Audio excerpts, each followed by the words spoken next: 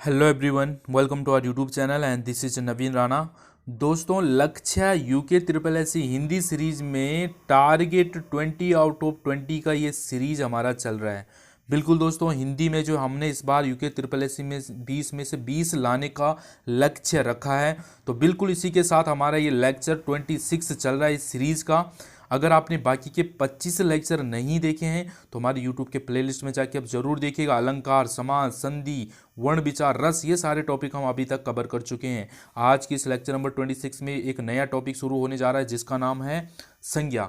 संज्ञा बहुत ही ज़्यादा इंपॉर्टेंट टॉपिक है दोस्तों। जिस भी एग्जाम में हिंदी पूछी जाती है ऐसा हो नहीं सकता उसमें संज्ञा से क्वेश्चन आपको देखने को ना मिले। इसीलिए आपके इस यूके ट्रिपल एस एग्जाम में भी आपको संज्ञा से क्वेश्चन 100% देखने को मिलेगा। तो चलिए दोस्तों, इस लक्ष्य 20 में से 20 के टारगेट को अचीव करने के लिए आज एक नया टॉपिक को शुरू करते हैं। ये रहा हमारे पास। सबसे पहले हम जान लेते हैं संज्ञा से क्वेश्चन कैसे पूछा जाता है। ये प्रीवियस ईयर का क्वेश्चन है दोस्तों। निम्नलिखित में से कौन सा शब्द व्यक्तिवाचक संज्ञा है? ऐसे आपके सामने क्वेश्चन रहेगा और 4 ऑप्शन है: गाय, पहाड़, यमुना या आम। अब जिसको इसका आंसर आ रहा है, व्यक्तिवाचक संज्ञा कौन सी इन चारों में से, वो आपको बताना है। जिसको इसका आंसर आ रहा है वो इस लेक्चर को एंड तक तो 100% देखेगा क्या। क्यों आपको ये आ रहा है, इसके अलावा आपको इतनी एडिशनल जानकारी भी आपको मिलने वाला है जो आपने संज्ञा में आज तक नहीं पढ़ी होगी। ठीक है, और जो इसका आंसर नहीं दे पा रहा है उसको ये लेक्चर तो देखना ही है। और लेक्चर एंड होते होते आप इसका आंसर जो है खुद ही आपको पता चल जाएगा और खुद ही इसका आंसर आप आसानी से बता पाओगे। ठीक है, बहुत ही सिंपल लैंग्वेज के साथ हम संज्ञा को टॉपिक को तो जानते हैं दोस्तों संज्ञा को। और इस बात की गारंटी है, अगर आपने लेक्चर को एंड तक देख लिया तो आपको संज्ञा को दोबारा फ्यूचर में पढ़ने की ज़रूरत नहीं पड़ने वाली है। इतने डिटेल्ड से सिंपल शब्दों में हम इस टॉपिक को कवर करने वाले हैं। इसके अलावा दोस्तों आपको रिवाइज तक करने की ज़रूरत नहीं पड़ने वाली है, क्योंकि साथ साथ में आपको ये लर्न भी होते चले जाएंगे ऑटोमेटिकली। तो चलिए शुरू करते हैं संज्ञा को। दोस्तों, किसी व्यक्ति, वस्तु, स्थान या भाव का बोध कराने वाले जो शब्द होते हैं उन्हीं को हम संज्ञा कहते हैं। नहीं समझ आया? कहने का मतलब ये है, आपके चारों तरफ, अपने चारों तरफ देखिएगा बहुत सारी चीज़ें हैं। ऐसी कोई चीज़ है जिसका नाम नहीं है? नाम तो 100% होगा ही होगा। ठीक है, कुछ भी चीज़ आपके सामने है तो ये जो नाम है, ये नाम क्या करते हैं, उस चीज़ के बारे में बोध कराते हैं। जैसे मैंने नेहा बोला तो नेहा, आपके जो बगल में पड़ोस में कोई नेहा है तो आपको इस नेहा से क्या पता चला, ये एक लड़की है और ये वो नेहा है। नाम बहुत सारे हो सकते हैं, नेहा नाम की बहुत सारी लड़कियां हो सकती है, पर इस नेहा से, जिस नेहा को आप जानते हो उसके बारे में बोध हो रही एक लड़की है और उसी के बारे में पता चलेगा। अगर मैंने बोल दिया गाय, तो गाय से आपको क्या पता चला, ये एक जानवर, ये पालतू पशु है और ये गाय है, ये दूध देती है। इसके बारे में हमें पता चला इसका नाम से। समझ रहे हो? कुत्ता है तो कुत्ता नाम सुन के आपको पता चल रहा है ये भी एक पालतू पशु है। ठीक है, तो जो नाम है, जो नाम से जो उसके बारे में हमें जानकारी मिलती है, उसके बारे में बोध होता है, वही जो है संज्ञा कहलाती है। अगर सरल शब्दों में मैं कहूँ, जो आपकी चारों तरफ जो चीज़ें हैं जिसका नाम है, जो आपको दिख रही है और उसका नाम है, वही संज्ञा कहलाती है। समझ रहे हो? तो बस आपको नाम से ही जानना है। अब ये नाम जो है अलग अलग तरीके से होते हैं, वो हम समझिए। जैसे प्राणियों के नाम हो गए, जैसे नेहा, अंकुश, आयुष, ओजस, अंशु, गाय, भैंस, कुत्ता, शेर, ये सभी क्या हैं, ये प्राणियों के नाम हैं। तो ये सारी क्या होंगी, संज्ञा हो जाएंगे। ठीक है, किसी का नाम हम जान लीजिए, किसी का नाम संज्ञा कहलाती है, ऐसा आप जान लीजिए। अब स्थानों के नाम भी संज्ञा होंगे, जैसे दिल्ली हो गया, बनारस हो गया, इलाहाबाद हो गया, पटना, अमेरिका, ये किसी स्थानों के नाम हैं, ये भी संज्ञा कहलाएंगे। वस्तु के नाम हो गए, जैसे वस्तु जैसे क्या हो गया, टीवी, कुर्सी हो गया, पुस्तक, मोबाइल, फ्रिज, ये सब कोई वस्तु है। इन वस्तुओं के नाम भी आपको देखने हो, ये भी क्या है, सारे क्या है, संज्ञा है। भावों में, भावों के नाम भी, जो हमारे हाव भाव होते हैं, इनको भी संज्ञा कहते हैं। ठीक है, जैसे सुंदरता, बुढ़ापा, मिठास, बदबू, ये सारे भी क्या हैं, संज्ञा में आते हैं। अब दोस्तों, ये अलग अलग टाइप से हमने इनको डिफरेंट कर दिया। जैसे इसमें अलग भाव आ रहे हैं, ये भाव के द्वारा, ये वस्तुओं की चीज़ों, अब इनको हमने अलग अलग कर देते हैं संज्ञा को। इसलिए हमने इसके भेद कर दिए हैं समझने के लिए, ताकि हम इनको अलग अलग तरीके से समझ पाएँ। तो इसलिए संज्ञा के जो है 3 भेद हमें आपको यहाँ पे देखने को मिलते हैं। दोस्तों अभी आगे आप पूरा लेक्चर देखिएगा, 5 भेद होते हैं मैं जानता हूँ। आगे हम इसको डिस्कस करेंगे किस तरीके से 5 भेद होते हैं।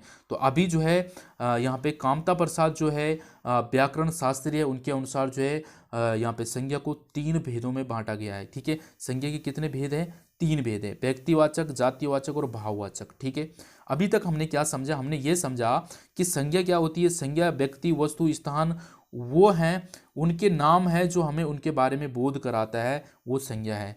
प्राणियों के नाम हमने जैसे देख लिए हैं, स्थानों, वस्तुओं और भावों के नाम। अब हमने जो जान लिए संज्ञा के 3 भेद होते हैं, व्यक्तिवाचक, जातिवाचक और संज्ञावाचक। ठीक है, वो सॉरी भाववाचक, ये 3 इसके भेद होते हैं संज्ञा के। अब हम एक एक करके जानेंगे सबको। व्यक्तिवाचक संज्ञा क्या होती है? ठीक है, व्यक्तिवाचक संज्ञा ये होती है दोस्तों, जो संज्ञा किसी विशेष व्यक्ति, वस्तु, स्थान या प्राणी का बोध कराते हैं, व्यक्तिवाचक संज्ञा कहते हैं। सर समझ नहीं आया, क्यों नहीं आया? देखो, व्यक्तिवाचक मतलब जो स्पेसिफिक उसी चीज के बारे में बात करता है, वो व्यक्तिवाचक संज्ञा होता है। ठीक है, जैसे मैंने बोला कि लखनऊ, अगर मैंने यहाँ पे लखनऊ बोला तो आप ऐसा तो है नहीं दिल्ली पहुंच जाओगे, आप लखनऊ ही पहुंचेंगे। और आपको पता है ये लखनऊ जो है एक स्पेसिफिक जगह है, आप सिर्फ और सिर्फ वहीं पहुंचोगे। समझ रहे हो आप? मैंने बोला दीपावली, तो आप दीपावली मनाओगे, होली तो मनाओगे नहीं। तो दीपावली एक स्पेसिफिक है, एक फिक्स है, एक इसी चीज़ के विशेष है, ये उसी के ही बारे में बात हो रही है। अगर मैं यहाँ पे बोलता त्योहार, मैंने क्या बोला? त्योहार, तब आप कुछ अलग समझते। त्योहार में तो बहुत सारे आ गए थे, दिवाली, होली, बहुत सारे त्योहार आ गए। बट मैंने यहाँ पे दीपावली बोली तो आपके दिमाग में सीधा सीधा फिक्स हो गया, एक विशेष त्योहार की बात हो रही है यहाँ पे, दीपावली। लखनऊ, अगर मैं बोलता कि शहर, तो शहर में आप कंफ्यूज, किस शहर की बात कर रहे हैं? दिल्ली, मुंबई, पटना, कहाँ की? मैंने आपको सीधा बता दिया लखनऊ। तो एक विशेष जगह की जब मैं बात कर रहा हूँ तो आपके दिमाग में आना चाहिए व्यक्तिवाचक संज्ञा। क्या आपको क्लियर हो रहा है? व्यक्तिवाचक संज्ञा क्या होता है? जब हम किसी विशेष व्यक्ति या कोई वस्तु, प्राणी के बारे में बात करें जो विशेष है, तो हमारा व्यक्तिवाचक संज्ञा हो जाएगी। जैसे गंगा, गंगा क्या एक विशेष है, ये गंगा नदी है। ठीक है, ये विशेष नदी का नाम निकाला। अगर मैंने बोलता नदी, अगर मैं बोलता नदी, तो नदी आपका व्यक्तिवाचक संज्ञा नहीं होता। बट मैंने यहाँ पे गंगा बोल दिया, तो गंगा एक विशेष नदी है, गंगा जैसी कोई और तो नहीं है, और नदी अलग अलग, पर गंगा जैसी तो नहीं है ना। तो गंगा क्या हो जाएगी? व्यक्तिवाचक संज्ञा हो जाएगी। समझ रहे हो आप? जो सिर्फ विशेष है, चाहे वो व्यक्ति का नाम है या कोई स्थान या वस्तु का नाम है, ठीक है, वो हमारा क्या हो जाएगा? व्यक्तिवाचक संज्ञा हो जाएगा। अब मैं आशा करता हूँ आपको व्यक्तिवाचक संज्ञा में कोई डाउट नहीं रहा होगा। ठीक है दोस्तों, अब मैं इसके अलावा आपको बता देता हूँ क्या क्या हो सकते हैं व्यक्तिवाचक संज्ञा में। अब आपको सुनना है ध्यान से, आपको खुद के नोट्स में ये ऐड करने। देखो, जैसे पर्वतों के नाम हो गए, क्या हो गए? पर्वतों के नाम। पर्वतों के नाम अगर मैंने बोला अरावली, तो अरावली क्या हो जाएगा? अरावली भी आपका एक व्यक्तिवाचक संज्ञा, क्योंकि अरावली एक पर्वत श्रेणी है ना, हिमालय श्रेणी अलग है, पर्वत अरावली अलग है, ठीक है, विंध्याचल अलग है। तो आप समझ सकते हैं ये एक किसी विशेष पहाड़ी की बात हो रही है। जैसे मैंने बोला यहाँ पे देशों के नाम, ध्यान से देखो, जो चीज़ बता रहे हैं सबको आपने अपने नोट्स में लिखना है। देशों के नाम, जैसे देखो देशों के नाम भी व्यक्तिवाचक संज्ञा में आते हैं। जैसे मैंने बोला भारत, तो भारत एक अलग देश है, ठीक है, भारत की अपनी पहचान है, ये भारत ही है। अगर मैंने बोला नेपाल, तो ये सब क्या है? नेपाल क्या है? एक व्यक्तिवाचक संज्ञा। भारत क्या है? व्यक्तिवाचक संज्ञा है। अगर मैं बोलता देश, तो देश हमारा व्यक्तिवाचक संज्ञा नहीं होगा, क्योंकि देश क्या है? देश के अंदर तो बहुत सारे देश आ गए, तो हमें नहीं पता। तो आपको क्या क्लियर हुआ? देशों के नाम, पर्वतों के नाम, नदियों के नाम, ठीक है, महीनों के नाम। ठीक है, ध्यान दो, महीनों के नाम। अगर आपसे पूछा जाए अक्टूबर, अक्टूबर में कौन सी संज्ञा है, तो आप क्या बोलोगे? व्यक्तिवाचक संज्ञा, क्योंकि अक्टूबर तो अक्टूबर ही है, अक्टूबर जैसे तो कोई और महीना है ही नहीं, तो विशेष है, अक्टूबर महीने की बात हो रही है। फिक्स है, आपको पता है ये विशेष है, महीने की बात हो रही है। या दिनों की संख्या, दिनों की संख्या अगर बोल दी जाए रविवार, तो रविवार जैसे तो और बार अलग हैं, तो रविवार तो एक ही है, सिर्फ उसी विशेष दिन की बात हो रही है। त्योहारों के नाम जैसे मैंने आपको बताया था। पुस्तकों के नाम, जैसे मैंने बोल दिया गीता, गीता आपने पढ़ी होगी, ठीक है, गीता एक किताब का नाम है, ठीक है, तो आपको पता है गीता, तो आप समझ सकते हैं ये सिर्फ उसी किताब की बात हो रही है। अगर मैं बोलता किताब, तो किताब शब्द में कौन सी संज्ञा है, तो आप इसमें व्यक्तिवाचक संज्ञा नहीं बताओगे। गीता में क्या है, आप समझ सकते हैं, गीता हो गया, कुरान हो गया, इनमें क्या है? व्यक्तिवाचक संज्ञा, ये किसी एक बुक, किताब के बारे में बात कर रहे हैं। अब मैं आशा करता हूं कि व्यक्तिवाचक संज्ञा में आपको कोई डाउट नहीं होगा। ठीक है, अब जानते हैं जातिवाचक संज्ञा। अब जातिवाचक संज्ञा क्या होती है? जो संज्ञा जो है शब्द अपनी संपूर्ण जाति का बोध कराते हैं उन्हें हम जातिवाचक संज्ञा कहते हैं। अब जो है संपूर्ण जाति की बात हो रही है, अगर मैं उसी का ही एग्जाम्पल दूं दोस्तों, ठीक है, अगर मैं उसी का ही आपको एग्जाम्पल दूं जो हमने अभी करा था व्यक्तिवाचक, उसी में अगर एग्जाम्पल दूं तो आप समझ सकते हैं जातिवाचक संज्ञा क्या होती है। जैसे मैंने यहाँ पे बताया था रजनीश। रजनीश क्या है? एक नाम है। रजनीश क्या है? एक नाम है, आपका दोस्त हो सकता है, भाई हो सकता है, कोई भी हो सकता है। ठीक है, ये रजनीश एक लड़का है। ये क्या है? एक लड़का है। अगर मैंने आपको लिख दिया, आपके सामने ये आ गया लड़का शब्द में कौन सी संज्ञा है, तो आपका आंसर होगा जातिवाचक संज्ञा। और अगर आपके सामने आ गया रजनीश शब्द में कौन सी संज्ञा है, तो आपका नाम हो जाए, आपका आंसर हो जाएगा व्यक्तिवाचक संज्ञा। क्यों? रजनीश तो एक की बात हो रही, ये आपका मेरा दोस्त है, उसी के बारे में बताया जा रहा है। नाम चाहे बहुत हो, अलग अलग कंडीशन, नाम होने से कोई नहीं, पर अगर नाम भी मान लो दो रजनीश है, ठीक है, दो रजनीश हैं, तो भाई ये रजनीश की अलग विशेषता होगी, इसकी अलग अलग विशेषता होगी। तो यानी कि जो रजनीश शब्द आया है वो एक के बारे में जो है विशेष है। ठीक है, वो विशेष है अपने आप में।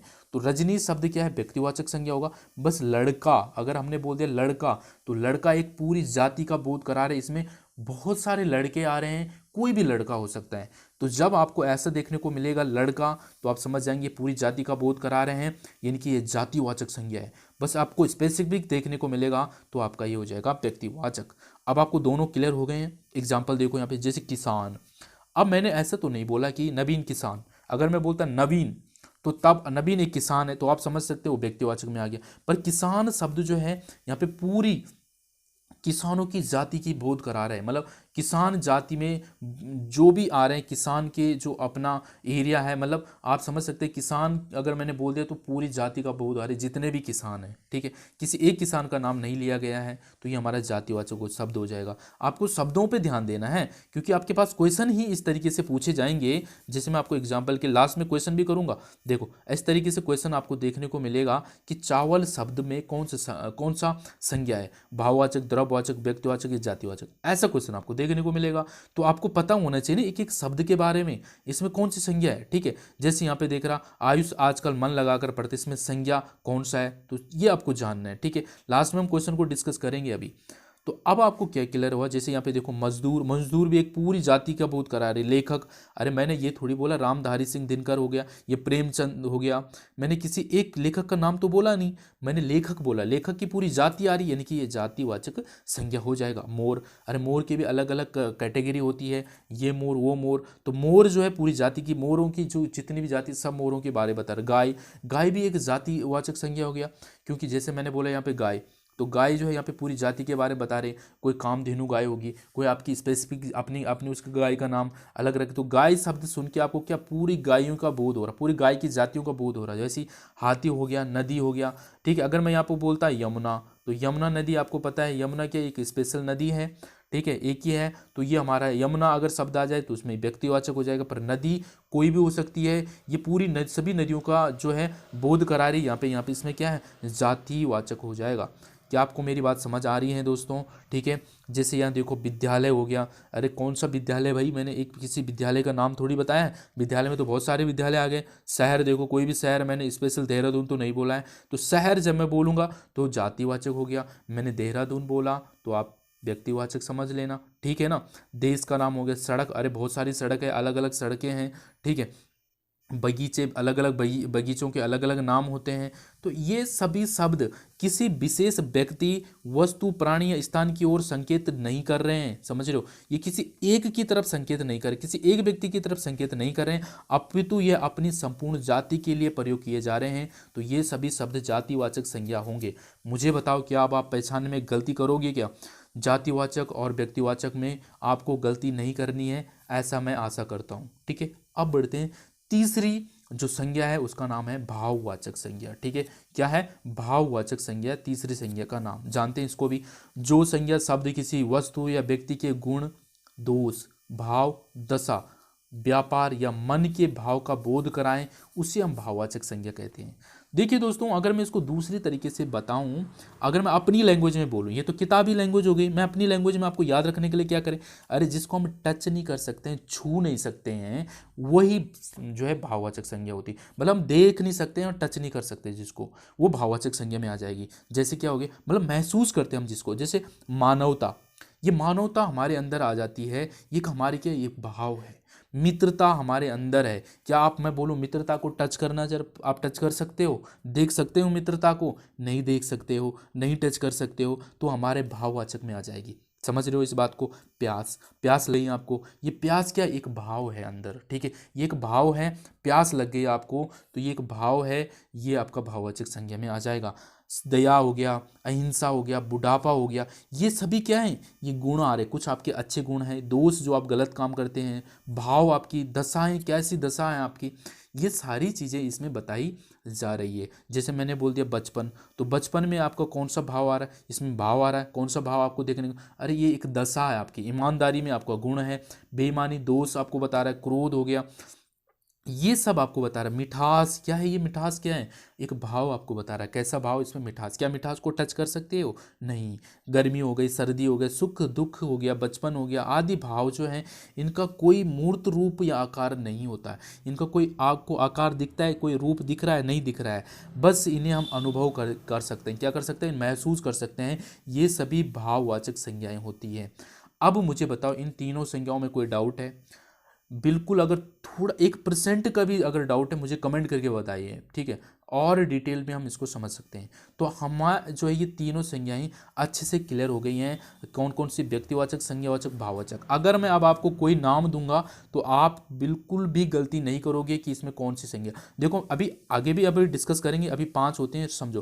पहले मैं इन तीनों को आपको देख रहा हूँ, आपको कितना समझ आ गया है, ठीक है। मैंने आपको एक शब्द दिया, मैंने दिया दिल्ली, बताओ भाई दिल्ली में कौन सी संज्ञा है, तो आप बोलोगे सर इसमें व्यक्तिवाचक संज्ञा है। क्यों है व्यक्तिवाचक, क्योंकि स्पेसिफिक एक उसी के बारे में बात कर रहा है, विशेष जगह के बारे में बता रहा है जो कि दिल्ली है। अगर मैंने बोल दिया शहर, तो आप बोलोगे सर इसमें क्या है, जातिवाचक संज्ञा है। क्यों, क्योंकि ये पूरी सभी शहरों की एक जाति बता रहा है, ठीक है। अगर मैंने बोल दिया देश, ये लेखक, तो ये आप सब यहाँ से देख सकते हैं, ठीक हो गया। चलिए, अगर मैंने बोल दिया कि भाई गर्मी, गर्मी में क्या है, तो आप बोलोगे भाववाचक। मिठास आ रही है, खटास आ रही है, ये सभी क्या हो जाएंगी, भाववाचक में, ठीक है। तीनों संज्ञाएं हमारी क्लियर हो गई हैं।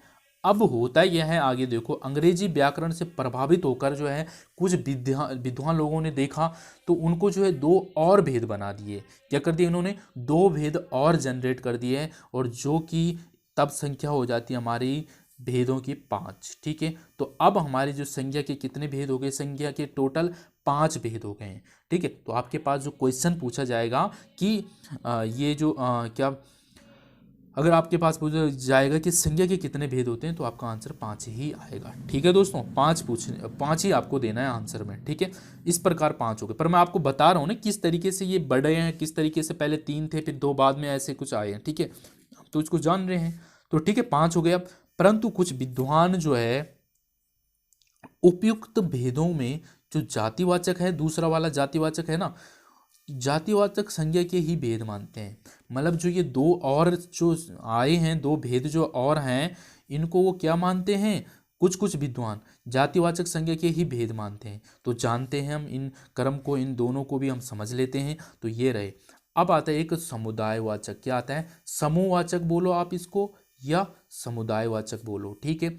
ये है चौथा, ठीक है। अब जानते हैं इसमें क्या है सर, इसमें यह है कि जो संज्ञा जब आपको किसी समूह, झुंड, ये समुदाय का बोध होता है, वहाँ पर समुदायवाचक हो गया। मतलब जब आपको वहाँ पे लगे यहाँ पे बहुत सारे लोग हैं, ठीक है, बहुत सारी भीड़ हो रही है, एक झुंड की बात हो रही है, एक समुदाय बन रहा है, एक समूह बन रहा है, तो आप समझ जाएंगे इसमें समुदायवाचक है। जैसे सेना, अब सेना में तो एक आदमी से तो कोई सेना बनेगी नहीं भाई, सेना में तो बहुत सारे लोग होते हैं, ठीक है। तो ये हमारा क्या शब्द हो जाएगा, एक समूहवाचक हो जाएगा। नाम से ही पता चल रहा है। भीड़, अरे भीड़ तो एक आदमी से भीड़ नहीं होगी, बहुत सारे लोग होंगे वहाँ पे, तभी तो भीड़ बन गई, तो उनका एक समूह बन गया, जिसको हम समूहवाचक बोल लेंगे। सभा होगी, सभा में एक आदमी तो बैठ नहीं सकता। गुलदस्ता, एक फूल से तो गुलदस्ता नहीं बनने वाला, बहुत सारे फूल होंगे तो गुलदस्ता एक फूलों का झुंड हो गया, फूलों का समूह हो गया, जिसको हम समूहवाचक कहेंगे या समुदायवाचक कहेंगे। कक्षा होगी, कक्षा तो एक बच्चे से बैठने से कक्षा नहीं बन जाएगी, वो बहुत सारे बच्चे उसमें होती हैं, ठीक है। मंडल हो गया, ठीक है, ये संघ हो गया, ये सब शब्द जो है आपको समूहवाचक में जानने को मिलेंगे। तो अब आपको क्लियर हो गया समूहवाचक क्या होता है, ठीक है। आगे चलिए, अब एक आता है दोस्तों द्रव्यवाचक, ठीक है। द्रव्यवाचक हो गया, पांचवा जो हमारा संज्ञा का भेद है द्रव्यवाचक है। अब द्रव्यवाचक क्या होता है?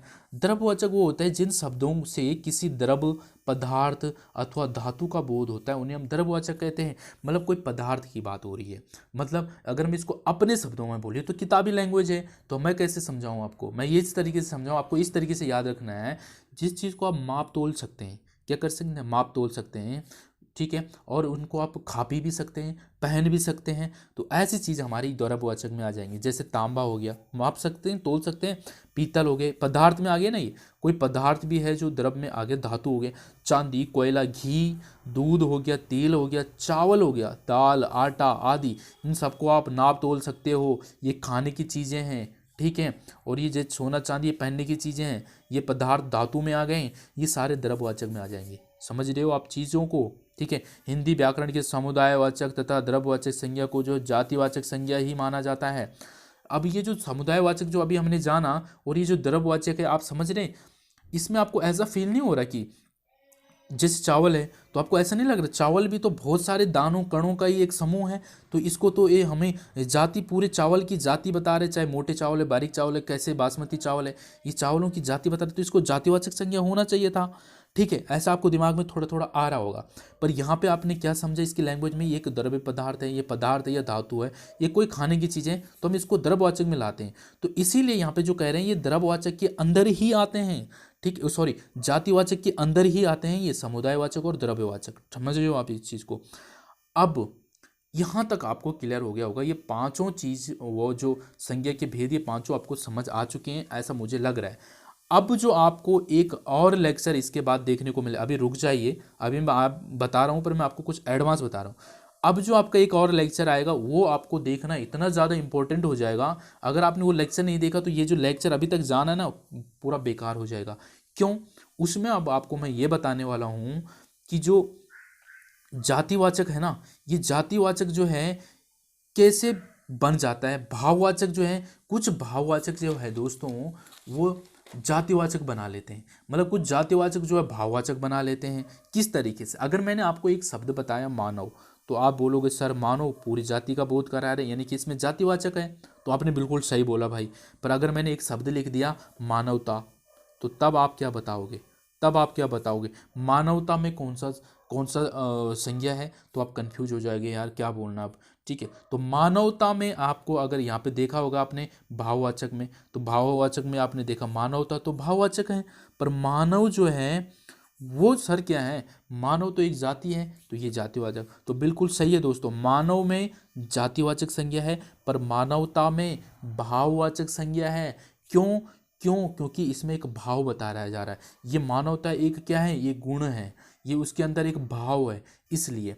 तो किस तरीके से जो जातिवाचक से हम भाववाचक में बदलेंगे शब्दों को, वो हमने अगले क्लास में जानना है। समझ रहे हो? जैसे एक है बूढ़ा, देखो बूढ़ा, अगर मैंने बोल दिया बूढ़ा, तो बूढ़ा आपका क्या हो जाएगा दोस्तों? जातिवाचक संज्ञा। पर अगर मैंने बोल दिया बुढ़ापा, तो बुढ़ापा आपका क्या हो जाएगा? भाववाचक संज्ञा। समझो इस चीज़ को। अगर मैंने बोल दिया लड़ना, तो लड़ना आपका क्या हो जाएगा दोस्तों? ये क्या हो गया? एक प्रकार की क्रिया, एक क्रिया है। पर मैं अगर बोल दूं लड़ाई, तो लड़ाई जो हो जाएगी एक भाववाचक हो जाएगी।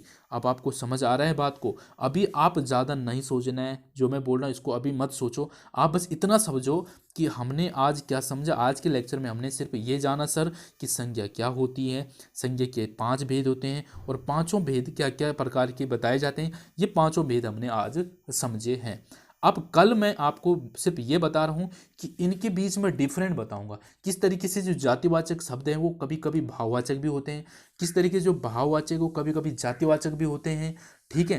तो इस तरीके से हमारे लिए जो नेक्स्ट लेक्चर है उसको हमने जानना है। तो आज के इस लेक्चर में आपने क्या क्या समझ ली, ये पांचों संज्ञा आपको अच्छे से समझ आ गई है।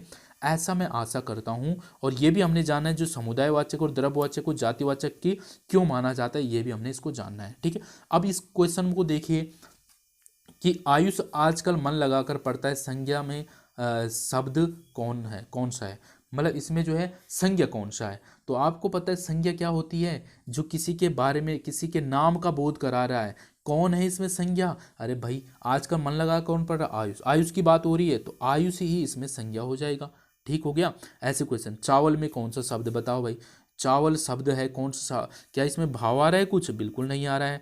क्या इसमें कोई जाति की बात हो रही है, बिल्कुल नहीं। कोई किसी स्पेशल एक चावल की बात हो रही, नहीं। द्रव्यवाचक बोला था ना, जो खाने वाली चीज़ें हैं ऐसी कुछ चीज़ें सारी द्रव्यवाचक में आ जाएगी। समझ लो, ऐसे क्वेश्चन आपको देखने को मिलने वाले हैं। तो अब मुझे बताओ कि आपको यहाँ तक क्लियर हुआ है।